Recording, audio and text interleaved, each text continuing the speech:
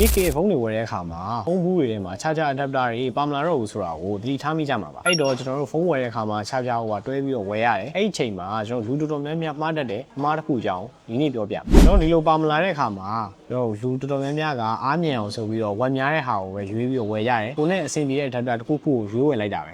အဲ့လိုမလုံးနဲ့ပထမဆုံးအနေနဲ့ကိုဖုန်းကဘယ်လောက်ဝက်အထိအများဆုံးလက်ခံနိုင်လဲဆိုတာကိုသိရမယ်25 watt အထိပဲလက်ခံနိုင်နေဆိုရင်25 watt adapter ကိုဝယ်တာပိုကောင်းတယ်တော့ရေရှည်မှာလည်း battery health ကိုမထိခိုက်စေဘူး iPhone, Samsung နဲ့ Google Pixel သုံးတဲ့သူတွေကတော့ကျွန်တော်တို့ USB PD, PPS support လုပ်တဲ့ adapter တွေကိုရွေးချယ်သင့်တယ် Xiaomi, Oppo, Vivo စတဲ့ fast charging ပါတဲ့ဖုန်းတွေအနေနဲ့သူ့ရဲ့ original adapter ကတော့ရွေးတာပိုကောင်းတယ်ဒါမှမဟုတ် third party တွေကရွေးချယ်နေဆိုရင်လည်း Muin protocol အတိုင်းအလုပ်လုပ်တဲ့ adapter တွေကိုပို့ပြီးတော့ရွေးချယ်ပြီးတော့ဝယ်ယူသင့်တယ် safety certification မပါတဲ့ charger တွေ Muin protocol အတိုင်းအလုပ်လုပ်တဲ့ charger တွေကိုဝယ်ယူတာကကျွန်တော် fast charging မရတာတွေ battery မမှန်တာတွေဖုန်းပူလာတာတွေ adapter ပူလာတာတွေဖြစ်လာစေပြီးတော့နောက်တစ်ခါ adapter ထပ်ဝယ်ရတဲ့အခြေအနေကိုပြန်ပြီးတော့ရောက်သွားသေးတယ်။တော့ဒီတော့charger ဝယ်ယူတဲ့အခါမှာကျွန်တော် watt တစ်ခုတည်းကိုမကြည့်ဘဲနဲ့ Muin protocol အတိုင်းအလုပ်လုပ်တဲ့ဟာတွေကျွန်တော်ကိုယ့်ရဲ့ fast charging စနစ်ကိုအလုပ်လုပ်တဲ့ adapter မျိုးကိုရွေးချယ်ဝယ်ယူသင့်တယ်။ကျွန်တော်စီမှာ original adapter တွေဖြစ်တဲ့ Apple, Samsung, Xiaomi စတဲ့ adapter တွေအပြင်မှာ third party တွေကရွေးချယ်ဝယ်ယူခြင်းနဲ့ဆိုရင်လည်း Anker, Borofone, Gadgetman, Remat စတဲ့သိချရတဲ့ brand မျိုးစုံကိုတနေရာတိုင်းမှာ